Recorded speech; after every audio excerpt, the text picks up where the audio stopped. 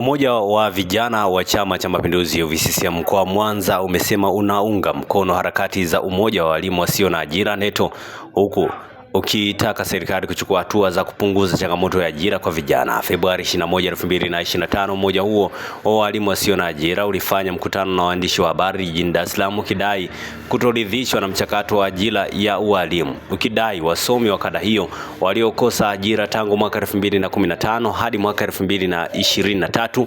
Umoja huu umekuwa ukishinikiza serikali kuangalia swala hilo, kwani wahitimu wengi wapo mitaani hawana ajira, huku baadhi zikiwa na upungufu kweli. Tayari waziri wa management na utumishi wa umma na utawala bora George Simbachawene akizungumza Machi 3, 2025 na wakuu wa taasisi na mashirika jijini Dodoma alisema amepanga kukutana na vijana hao ili kuwasikiliza. Waziri Simbachawene alisema atakutana na vijana hao Jumatatu Machi 10, 2025, yeye na Wizara ya Elimu, Sayansi na Teknolojia na Wizara ya Tawala za Mikoa na Serikali za Mitaa TAMISEMI ili kuwasikiliza.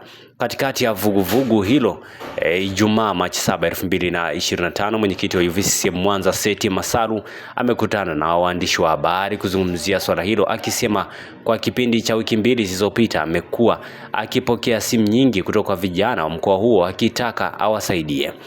Kuna kundi la vijana wanajiita NETO. Sisi kama vijana wa mkoa wa Mwanza tuliwasikiliza vizuri na tunaunga mkono harakati zao, tunaunga mkono mawazo yao. Kama vijana wana haki ya kupigania maslahi yao katika nchi yao.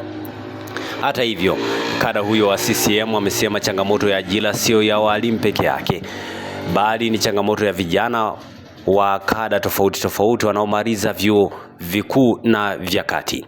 Ninalo ombi kwa serikali, lakini vile naomba ni shauri serikali, kwa kuwa Simbachawene aliahidi kukutana na vijana hao. NETO moja wa UVCCM mkoa wa Mwanza una mshauri kikao atakachokutana nao kiwe cha kujenga, ili watakaopotoka hapo wawe na suluhisho la changamoto zao. Lakini nyuma nilishasikia vile naibu waziri wa TAMISEMI anasema wanatoa nafasi kwa wakurugenzi ikiwezekana waweze kujiajiri kwa mikataba.